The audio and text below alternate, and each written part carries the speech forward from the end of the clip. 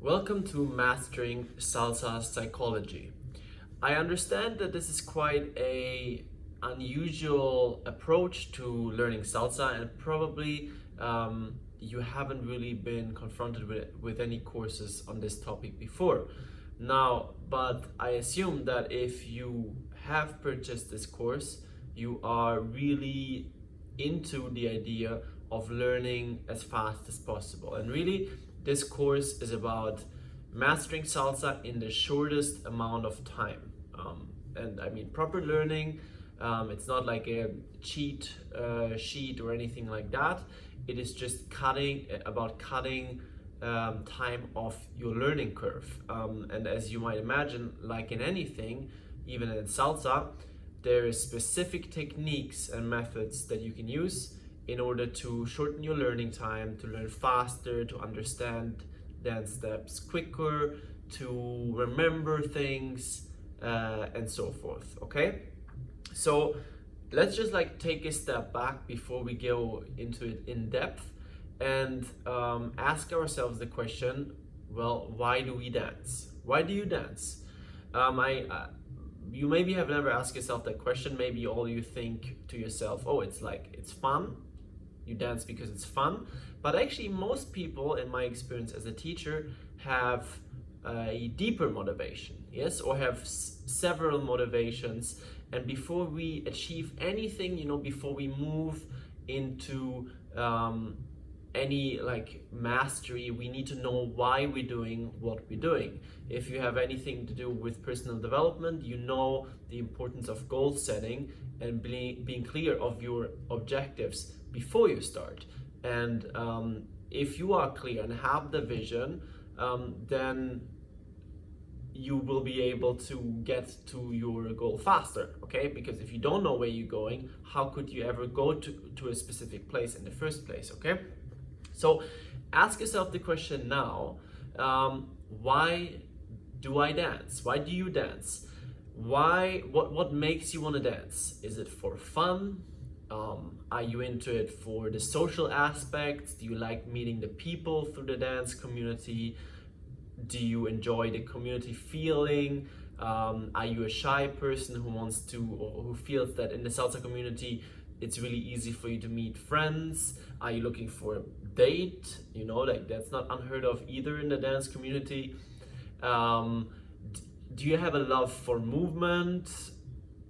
Do you just want to have a simple way to work out? What is it that makes you want to dance salsa, and most importantly, makes you want to become better at salsa? Okay, for me personally, I've always had a love for movement. I love the elegance, and I love the aesthetics of looking at myself dance. I also like the validation I get from when people look at me and they're like, you can see that they're really excited by what they see. And be really honest with yourself, because it's easy with these kind of questions to lie to yourself and be like, well, of course it's just because it's fun. No, be honest, try to find the real reason, because unless we uncover the real reason, it is really difficult for you to decide on an action plan and move into a direction properly. Okay, so pause the video now, take out a sheet of paper or just a note on your phone or something like that. Ask yourself the question, think about it for 5 minutes, 10 minutes, 20 minutes,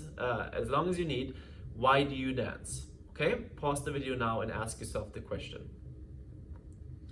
Now, going back to the importance of setting goals or having a vision, something to keep in mind, and we will talk about this more later, is a concept called vision drives decision. Okay, so unless you have a vision, unless you have a picture, a vivid picture of what you want in your mind, it's very difficult to move into the right direction and to make the right decisions to get you there. Okay, unless you have a really clear vision, it's almost impossible to go to move forward and to reach your full potential as a dancer in our case. Okay, but obviously this applies to anything, because let's imagine you want to travel to South Africa by foot from Europe.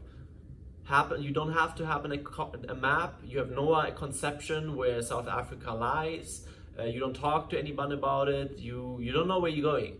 So you just set out in one direction, okay? So you might end up heading exactly opposite and end up in the north of Norway or Sweden instead.